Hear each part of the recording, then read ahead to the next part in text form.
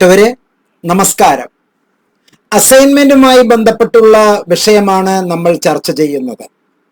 Notes subscribe ചെയ്തില്ലെങ്കിൽ subscribe ചെയ്യൂട്ടോ, ഇടക്കൊന്ന് ഓർമ്മിപ്പിക്കുന്നതാണ്. Mubarak മാഷ് വീണ്ടും താങ്കളോട് സംവദിക്കുകയാണ്. താങ്കൾക്ക് ഞാൻ 2 ചിത്രം കാണിച്ചു തരാം. ഈ 2 ചിത്രത്തിൽ ഏറ്റവും ആകർഷണീയവും ഇഷ്ടവും ഉള്ളത് ഏതാണ്? 2 ചിത്രങ്ങൾ ഞാൻ താങ്കളെ കൃത്യമായി പരിചയപ്പെടുത്താം. ഈ ചിത്രമാണോ താങ്കൾക്ക് ഇഷ്ടം, അതോ ഈ ചിത്രമാണോ താങ്കൾക്ക് ഇഷ്ടം? ഇത് നിങ്ങളുടെ മനസ്സിനെ സൂചിപ്പിക്കുകയാണ് കേട്ടോ. ഈ ചിത്രമാണോ താങ്കൾക്ക് പ്ലീസിങ് ആയിട്ടുള്ളത്, ഇഷ്ടമായിട്ടുള്ളത്, അല്ലെങ്കിൽ ഈ ചിത്രമാണോ ഇഷ്ടമായിട്ടുള്ളത്? ഇത് തന്നെയാണ് അസൈൻമെന്റിന്റെ കാര്യത്തിലും നമുക്ക് പറയാനുള്ളത്. അസൈൻമെന്റ് വളരെ സിമ്പിളായി നമുക്ക് പറയാവുന്ന കാര്യം, കണ്ടന്റുകൾ വളരെ നന്നായി പ്രസന്റ് ചെയ്യണം. നിങ്ങൾക്ക് എന്താണോ ആശയം അറിയുന്നത് അതെല്ലാം അതിൽ കുത്തി നിറയ്ക്കരുത്. അനാവശ്യമായി കുത്തി നിറയ്ക്കുന്നതിന് ഇംഗ്ലീഷിൽ ഒരു ചൊല്ല് ഉണ്ട്, ബീറ്റിംഗ് ദി ബുഷ് എന്നാണ് പറയുക. Don't beat the Bush. വെറുതെ പുല്ലടിച്ച് കൂട്ടരുത്, കാടടച്ച് വെടിവെക്കരുത്. കൃത്യമായിട്ടായിരിക്കണം കണ്ടന്റ് നമ്മൾ കൊടുക്കേണ്ടത്. Indira Gandhi national open university highest, ഇന്ത്യയിലെ തന്നെ ഏറ്റവും വലിയ റാങ്ക് നേടിയ A++ റാങ്ക് നേടിയ യൂണിവേഴ്സിറ്റിയാണ്. അതിലുള്ള അധ്യാപകർ എന്ന് പറഞ്ഞാൽ വളരെ പഴക്കം ചെന്ന പഴക്കവുമുള്ള അധ്യാപകരാണ്. 15 കൊല്ലത്തിൽ കൂടുതൽ സർവീസ് ഉള്ള അധ്യാപകരാണ്. അവർക്ക് നിങ്ങളുടെ എഴുത്തിന്റെ ആഴം, കണ്ടന്റ് കണ്ടാൽ തന്നെ കാര്യം വളരെ ലളിതമായി മനസ്സിലാവും, വളരെ സിമ്പിളായി മനസ്സിലാവും. നിങ്ങൾ വെറുതെ അനാവശ്യമായി പുല്ലടിച്ചു കൂട്ടരുത്. വളരെ ലഘുവായിട്ടായിരിക്കണം, വളരെ പ്ലീസിങ് ആയിട്ടായിരിക്കണം നിങ്ങളുടെ അസൈൻമെന്റിന്റെ കണ്ടന്റുകൾ ഉള്ളത്. ഒരു അസൈൻമെന്റ് ചോദ്യ പേപ്പർ കയ്യിൽ കിട്ടിയാൽ അത് കൃത്യമായി വായിക്കുക എന്നുള്ളത് നിങ്ങൾ നിർബന്ധമായും ചെയ്യണം. അസൈൻമെന്റ് നിർബന്ധമായും വായിക്കുക. അതിൽ നിങ്ങളോട് സംസാരിക്കുകയാണ്, dear student, please read the section on assignment in the program guide. ഇതുമായി ബന്ധപ്പെട്ട് അസൈൻമെന്റിൽ പറയുന്ന സംഗതികൾ നിങ്ങളുടെ പ്രോഗ്രാം ഗൈഡിൽ വായിക്കുക. കൃത്യമായി ഇതിന് അസൈൻമെന്റിന് 30% വെയിറ്റേജ് ഉണ്ട്, which would consist of 1 tutor marked assignment ആണ് എന്നാണ് ഇതിന് പറയുന്നത്. അസൈൻമെന്റ് നേരത്തെ തന്നെ നിങ്ങൾ സബ്മിറ്റ് ചെയ്യുക. സബ്മിറ്റ് ചെയ്തിട്ട് ആ അസൈൻമെന്റ് തിരിച്ചു വാങ്ങുന്നത് എത്ര പേരുണ്ട്? അസൈൻമെന്റ് ട്യൂട്ടർ മാർക്ക്ഡ് അസൈൻമെന്റ് എന്നാണ്. ട്യൂട്ടർ മാർക്ക് ചെയ്തിട്ടുള്ള അസൈൻമെന്റ് ആണ്. അധ്യാപകൻ നിങ്ങൾക്ക് മാർക്ക് നൽകി അതിൽ പോസിറ്റീവ് കമന്റ് ഉൾപ്പെടെ തരുന്നതാണ്. അതുകൊണ്ട് തന്നെ അത് ട്യൂട്ടർ മാർക്ക്ഡ് അസൈൻമെന്റ് എന്ന് പറഞ്ഞാൽ ആ അധ്യാപകൻ നിങ്ങൾക്ക് വേണ്ടി മാർക്ക് ചെയ്തിട്ടുള്ള കമന്റ് നിങ്ങൾ പരിശോധിക്കണമെങ്കിൽ സ്റ്റഡി സെന്ററിൽ നിന്ന് നിർബന്ധമായും, വീണ്ടും ഞാൻ ഓർമ്മിപ്പിക്കുന്നു, സ്റ്റഡി സെന്ററിൽ നിന്ന് നിങ്ങൾ മൂല്യനിർണ്ണയം നടത്തിയതിന് ശേഷം ഈ അസൈൻമെന്റ് വാങ്ങേണ്ടതുണ്ട്. ഒരാളും വാങ്ങുന്നില്ല എന്നുള്ളതാണ് അതിന്റെ പ്രത്യേകത. എല്ലാ സ്റ്റഡി സെന്ററിലും അവസാനം അത് കിലോ കണക്കിലെ തൂക്കി വിറ്റ് യൂണിവേഴ്സിറ്റിക്ക് അതിന്റെ കാശ് മുതൽ മുടക്കുന്നു എന്നുള്ളത് എന്റെ അനുഭവമാണ് ഞാൻ പറയുന്നത്. നിങ്ങൾ നിർബന്ധമായും അസൈൻമെന്റ് ചോദിച്ച് വാങ്ങണം തിരിച്ച്. അപ്പോഴാണ് അത് ട്യൂട്ടർ മാർക്ക്ഡ് അസൈൻമെന്റ്. നിങ്ങൾ കൃത്യമായി ചെയ്യാത്തത് കൊണ്ടാണ് എല്ലാ തരത്തിലുമുള്ള കോമാളിത്തരം നടക്കുന്നത്, പേപ്പറിന്റെ മൂല്യനിർണ്ണയം മോശമാകുന്നത്, അധ്യാപകർ ഉഴപ്പുന്നത് എന്ന് നിങ്ങൾക്ക് തോന്നുന്നത്. സത്യത്തിൽ അധ്യാപകർ വളരെ പെർഫെക്റ്റ് ആയിട്ടാണ് ചെയ്യുന്നത്. നിങ്ങൾക്ക് അങ്ങനെ തോന്നാൻ കാരണം നിങ്ങൾ ഉഴപ്പുന്നത് കൊണ്ടാണ്. Tutor marked assignment you should be demand.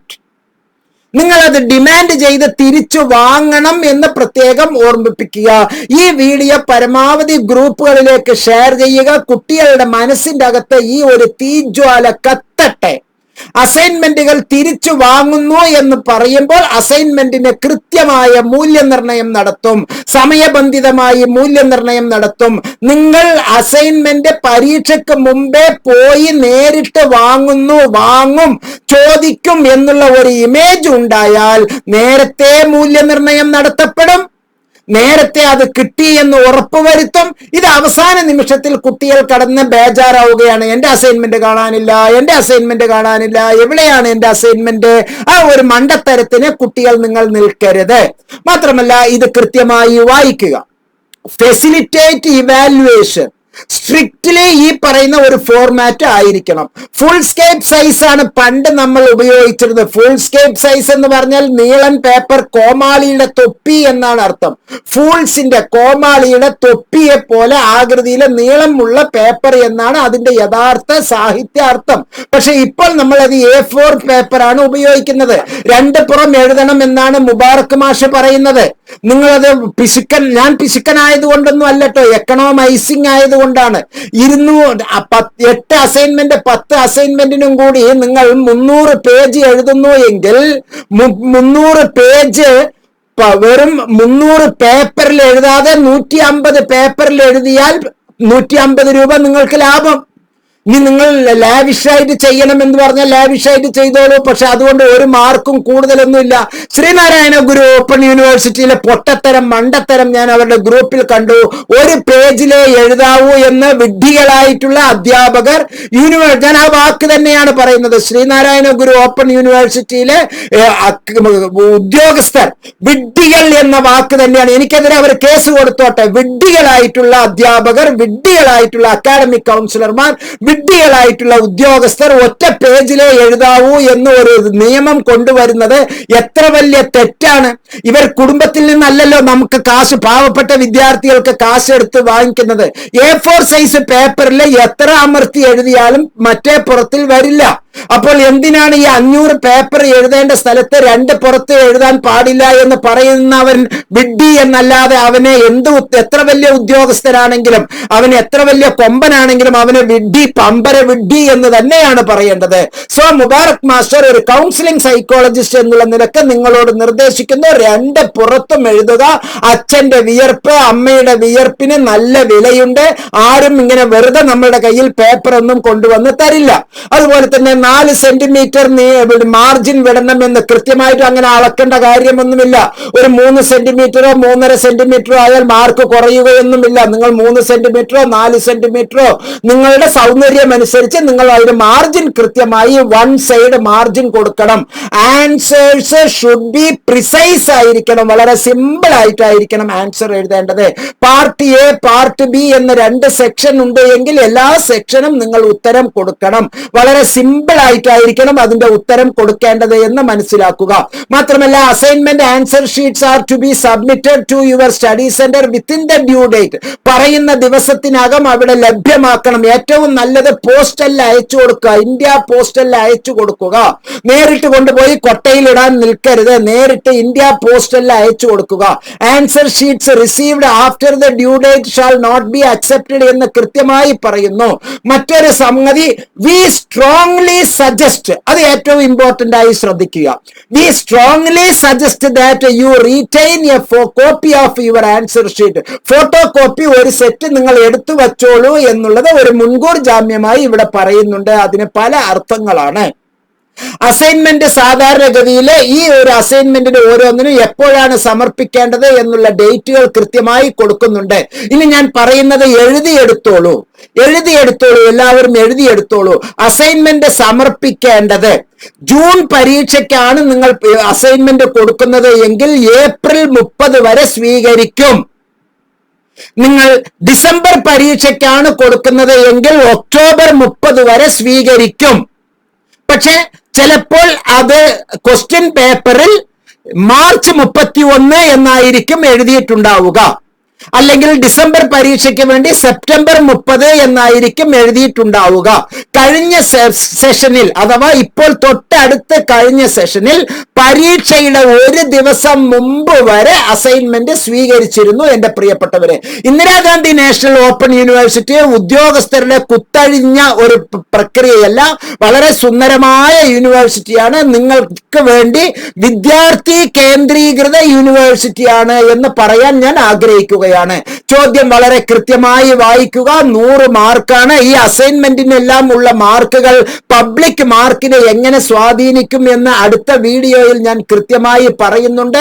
അപ്പോൾ എല്ലാ ചോദ്യങ്ങൾക്കുമുള്ള ഉത്തരം എഴുതുക. അസൈൻമെന്റിന് ഞാൻ ഒരു മാതൃക താങ്കളെ കാണിക്കുന്നുണ്ട്. ആ മാതൃക താങ്കൾക്ക് ഏറ്റവും ഗുണപ്രദമായിരിക്കും എന്ന് ഞാൻ കരുതുന്നു. നോക്കൂ, മനോഹരമായി പേജ് നമ്പർ കൊടുക്കൂ. വളരെ മനോഹരമായി പേജ് നമ്പർ കൊടുക്കൂ. നിങ്ങളുടെ അസൈൻമെന്റിന് കൃത്യമായി പേജ് നമ്പർ കൊടുക്കൂ. പാർട്ട് A വളരെ ഭംഗിയായി ചുവന്ന മഷിയിൽ എഴുതാൻ പറ്റോ, അതുകൊണ്ട് വിരോധമൊന്നുമില്ല. വളരെ നല്ല രീതിയിൽ ചിത്രങ്ങൾ എഴുതുക, കോളം വരയ്ക്കുക, ബോക്സിലാക്കുക, വളരെ മനോഹരമായി എഴുതുക. ഓരോന്നിനും പേജ് എഴുതുക, പേജ് നമ്പർ തുടക്കത്തിലേ എഴുതി പോവുക. അടുത്ത പേജ്, രണ്ടാമത്തെ പേജ് ഭംഗിയാക്കി എഴുതുക. ഹെഡിങ് ഇങ്ങനെ കളറിൽ എഴുതാം, പെൻസിൽ കൊണ്ട് മാർക്ക് ചെയ്യാം. നിങ്ങൾ നേരത്തെ തന്നെ 4 പുറവും സ്കെച്ച് കൊണ്ട് ലൈറ്റ് ആയിട്ട് നിങ്ങൾക്ക് ഇങ്ങനെ വരച്ചു വെക്കാവുന്നതാണ്. ചോദ്യങ്ങൾ വളരെ ഭംഗിയായിട്ട് നിങ്ങൾ ചോദ്യങ്ങൾ എഴുതരുത്, ചോദ്യ പേപ്പർ മുകളിൽ പിൻ ചെയ്ത് വച്ചാൽ മതി, അഥവാ തുന്നിക്കൂട്ടിയാൽ മതി. ഒബ്സർവേഷൻസ്, അപ്പാരറ്റസ് എന്നുള്ള സയൻസിലെല്ലാം ഉള്ളതിന് 100 മാർക്കും വാങ്ങിച്ച ഞാൻ ഇത് ബയോ കെമിസ്ട്രി എഴുതുന്ന ഫസീല എന്ന് പറയുന്ന ഒരു കുട്ടി, കോയമ്പത്തൂരിൽ നിന്ന് ഒരു കുട്ടിയുടെ ഒരു അസൈൻമെന്റ് ആണ് ഞാൻ ഇവിടെ മാതൃകയായി സ്വീകരിച്ചിരിക്കുന്നത്. ആ കുട്ടിയുടെ ഈ എഴുത്ത് 100 മാർക്കും അസൈൻമെന്റിന് കിട്ടിയിട്ടുണ്ട്. പ്രത്യേകിച്ച് സയൻസ് ആണ് എന്ന് മനസ്സിലാക്കുക. അതുപോലെ തന്നെ കൃത്യമായ രൂപത്തില് നല്ല ഫോട്ടോ ഇലക്ട്രിക് എഫക്റ്റ് എന്നുള്ളതാണ്. അതിന്റെ ചിത്രങ്ങളെല്ലാം എത്ര മനോഹരമായി വരച്ചു വെച്ചിട്ടുണ്ട്. പേജ് നമ്പർ കൊടുക്കുക, ക്വസ്റ്റ്യൻ നമ്പർ മാർജിന്റെ പുറത്ത് കൊടുക്കുക, ഡെഫിനിഷൻ കൃത്യമായി എഴുതി വെക്കുക, ആവശ്യമുള്ളത് മാത്രം എഴുതി വെക്കുക. ഫോർമുലാസ് അതുപോലെ തന്നെ ഇമ്പോർട്ടന്റ് ഡെഫിനിഷൻസ് എല്ലാം നല്ല ഭംഗിയായിട്ട് കൊടുത്തു വെക്കുക. മാർജിന്റെ ക്വസ്റ്റ്യൻ നമ്പർ, സബ് നമ്പർ എല്ലാം കൃത്യമായി കൊടുക്കുക, പേജ് നമ്പർ കൃത്യമായി കൊടുക്കുക. വളരെ മനോഹരമായി നിങ്ങൾ ഓരോ ചോദ്യവും കഴിഞ്ഞാൽ ഒരു വര വരച്ച് ആ ചോദ്യം ക്ലോസ് ചെയ്ത് അടുത്ത ചോദ്യം എടുക്കുക. ഉപചോദ്യമാണെങ്കിലും അത് ക്ലോസ് ചെയ്ത് വിടുക.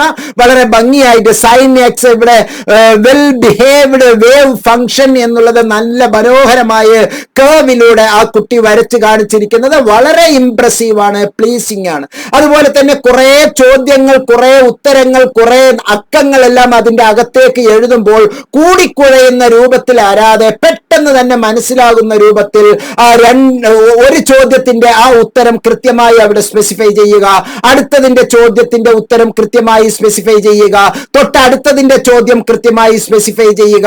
ഒരു സുപ്രധാനമായ സംഗതി, ഈ ഉത്തരേന്ത്യയുടെ പേരിൽ കേരളത്തിൽ തന്നെ തട്ടിപ്പ് വീരന്മാർ, കൊള്ള സംഘങ്ങൾ, നിങ്ങൾക്ക് അസൈൻമെന്റുകൾ ഞങ്ങൾ അയച്ചു തരാം, കാശ് തരൂ, ഒരു അസൈൻമെന്റിന് 2000 രൂപ എന്നൊക്കെ വാങ്ങിച്ച് കൊള്ള ചെയ്യുന്ന സംഘങ്ങളുണ്ട്. അവർക്ക് വേണ്ടി RCCയിലെ പുതിയ ഒരു ബിൽഡിംഗ് തയ്യാറാക്കിക്കൊണ്ടിരിക്കുന്നു. അങ്ങനെയുള്ള ദുഷ്ടന്മാർക്ക് ക്യാൻസറും മറ്റ് മാറാ രോഗങ്ങളും വരും. തരത്തിൽ കൂട്ടുനിൽക്കുന്ന അവരിൽ നിന്ന് അസൈൻമെന്റ് വാങ്ങി മാർക്ക് വാങ്ങിച്ച് തട്ടിപ്പ് നടത്തുന്നവർ, അവർക്കും ജീവിതത്തിൽ ഇത്തരത്തിലുള്ള രോഗങ്ങൾ വരും. ആ പണത്തിലൂടെ ജോലി കിട്ടി മറ്റു കുടുംബാംഗങ്ങൾ ജീവിതം മുന്നോട്ട് കൊണ്ടുപോയാൽ അവർക്ക് എല്ലാവർക്കും രോഗം വരും. അവർ വലിയ തീരാ നഷ്ടത്തിലായിരിക്കും. അപകടത്തിൽ നിന്ന് കള്ളത്തരത്തിൽ നിങ്ങൾ ആ മാർക്ക് വാങ്ങിച്ചാൽ നിങ്ങൾക്ക് കള്ളത്തരവും കൊള്ളത്തരവും ജീവിതത്തിൽ ഉടനീളം ഉണ്ടാവും എന്ന് വീണ്ടും വീണ്ടും ഓർമ്മിപ്പിക്കുകയാണ് സുഹൃത്തുക്കളെ. ഏറ്റവും നല്ല അസൈൻമെന്റ് അക്ഷരങ്ങൾ, അക്കങ്ങൾ കൊണ്ട് വളരെ മനോഹരമായി നിങ്ങൾ പുഷ്പം പോലെ, പുഷ്പത്തെ അലങ്കരിക്കുന്നത് പോലെ, ഒരു പൂജാമുറിയെ അലങ്കരിക്കുന്നത് പോലെ വളരെ മനോഹരമായി നമുക്ക് അലങ്കരിക്കാം. ഫോർമുലാസ് കൊടുക്കാം, എക്സ്പ്ലനേഷൻസ് കൊടുക്കാം, എല്ലാം മനോഹരമായി കൊടുത്തു വെക്കാം. ഓരോ ചോദ്യങ്ങൾ കഴിഞ്ഞാൽ അത് ഒരു വര കൊടുത്ത് അതിനെ വേർതിരിച്ച് മനോഹരമായി വെച്ച് 100 മാർക്ക് കിട്ടുന്ന തരത്തിൽ കണ്ടില്ലേ എത്ര മനോഹരമായിട്ട് levy structure of S2² OCI ഒക്കെ ആ കുട്ടി മനോഹരമായി എഴുതി വച്ചിരിക്കുന്നു. ഇത്തരത്തിലുള്ള മനോഹരമായിട്ടുള്ള ചോദ്യങ്ങൾ, ഉത്തരങ്ങൾ അസൈൻമെന്റിലൂടെ വരയ്ക്കാം. നല്ല മനോഹരമായ ചിത്രം ഇവിടെ കാണിച്ചു തന്നിരിക്കുന്നു. ഫസീലയ്ക്ക് ഒരിക്കൽ കൂടി അനുമോദനം അറിയിക്കുകയാണ്. പ്രിയപ്പെട്ടവരെ, ഇങ്ങനെയുള്ള മനോഹരമായ ചോദ്യങ്ങൾ, ഉത്തരങ്ങൾ എഴുതണം. അങ്ങനെ നല്ല കണ്ടന്റുകൾ ആവണം നമ്മൾ കൊടുക്കുന്ന അസൈൻമെന്റ്. അടുത്ത ഒരു വീഡിയോയിൽ അസൈൻമെന്റിന് ലഭിക്കുന്ന മാർക്കും ടേം എൻഡ് എക്സാമിനേഷന് ലഭിക്കുന്ന മാർക്കും തമ്മിൽ എങ്ങനെയാണ് ബന്ധപ്പെട്ടിരിക്കുന്നത് എന്നുള്ളതിന് വിശദമായ ഒരു വീഡിയോ ഞാൻ താങ്കൾക്ക് നൽകുന്നു. ഈ വീഡിയോ താങ്കളുടെ ഗ്രൂപ്പ് അംഗങ്ങൾക്ക് പരമാവധി ഷെയർ ചെയ്യുക. എല്ലാ നന്മകളും താങ്കൾക്ക് നേരുന്നു. 100 മാർക്ക് അസൈൻമെന്റിൽ താങ്കൾക്ക് കിട്ടുന്ന തരത്തിൽ പൊട്ടത്തരം എഴുതി വെക്കാത്ത സത്യസന്ധമായി, അതിന് വേണമെങ്കിൽ നല്ല ടൂൾ, ലേബർ ഇന്ത്യ മോഡലിലുള്ള റെഫറൻസ് മെറ്റീരിയൽ താങ്കൾക്ക് ലഭ്യമാണ്. അതിന് ലഭ്യമാകാൻ ഈ വീഡിയോയിലെ ഡിസ്ക്രിപ്ഷൻ സെക്ഷനിൽ പറഞ്ഞിരിക്കുന്ന നമ്പറിൽ താങ്കൾ വാട്സപ്പ് ചെയ്യുകയോ അതിലുള്ള ഗൂഗിൾ ഫോം പൂരിപ്പിക്കുകയോ അയക്കുകയോ ചെയ്താൽ ഇഗ്നോ ഹെൽപ്പ് ഡെസ്ക് സ്റ്റാഫ് താങ്കൾക്ക് റഫറൻസ് മെറ്റീരിയലിന്റെ കുറഞ്ഞ നിരക്കിൽ താങ്കൾക്ക് ഏറ്റവും പെട്ടെന്ന് ലഭ്യമാക്കുമെന്ന് ഉറപ്പുവരുത്തുന്നു. അസൈൻമെന്റ് റിലേറ്റഡ് വീഡിയോസ് ഇനിയും 7 തുടർന്ന് വരാനുണ്ട്. ഗുഡ് കണ്ടന്റ് ആവണം നിങ്ങളുടെ അസൈൻമെന്റ് എന്ന് ഒരിക്കൽ കൂടി ഓർമ്മിപ്പിച്ചുകൊണ്ട് വീഡിയോയിൽ നിന്ന് വിട വാങ്ങുന്നു. നന്ദി, നമസ്കാരം.